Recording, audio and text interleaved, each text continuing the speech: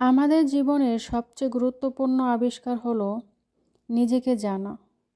আত্মচেতনা যখন জাগ্রত হয় তখন আমরা নিজেদের প্রকৃত শক্তি, সামর্থ্য ও সম্ভাবনা উপলব্ধি করতে পারি।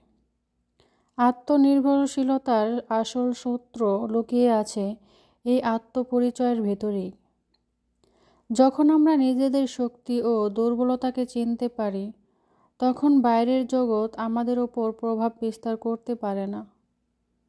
আমরা তখন নিজেদের সিদ্ধান্ত নিতে শিখি, আত্মবিশ্বাসী হয়ে উঠি এবং জীবনের কঠিন পথগুলোতে দৃঢ়তার সঙ্গে চলতে পারি। আত্মচেতনা আমাদের শিখিয়ে দেয় অন্যের ওপর নির্ভরশীল না হয়ে নিজের ওপর বিশ্বাস রাখা সবচেয়ে বড় শক্তি। নিজেকে জানার এই যাত্রা ধৈর্য, আত্মবিশ্বাস ও আত্মপ্রেমের মধ্য দিয়ে এগিয়ে যায়। তাই আসুন নিজের ভেতরের শক্তিকে আবিষ্কার করি, নিজেকে জানি এবং হয়ে উঠি সত্যিকারের আত্মনির্ভরশীল। এক সময় আমি ভাবতাম, আকুল হয়ে কাউকে চাইলেও বোধহয় পাওয়া যায়। লোকে তাই বলতো, চেষ্টায় নাকি সব কিছুই হয়। আমিও মনে প্রাণে এটাই বিশ্বাস করতাম। সত্যিকারের চাওয়া পাওয়ার হিসেবে বোধহয় মিলেই যায় একদিন।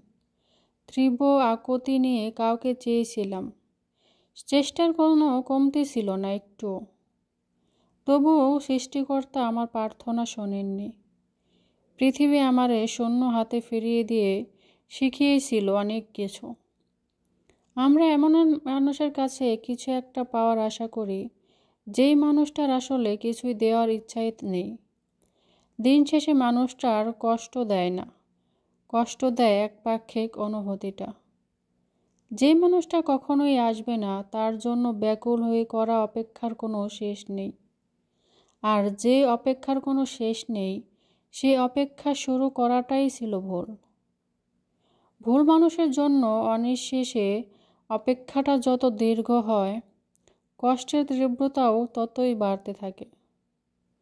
ভুল দরজা কড়া নাড়তে নাড়তে একদিন টের পাই, ওই ঘরটাতে আমাদের মাথা গোঁজার ঠাঁই নেই, কখনো ছিলও না।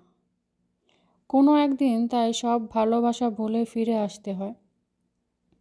কিন্তু একবার যার বুকের ভেতর অমন বেপরোয়া ভাঙচুর হয়ে গেল, সে হেরে যাওয়া এলোমেলো মানুষটা কি আর আগের মতো থাকে?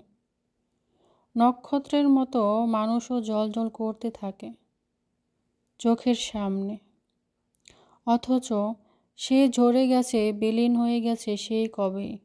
সেই খবর কেউ জানে না।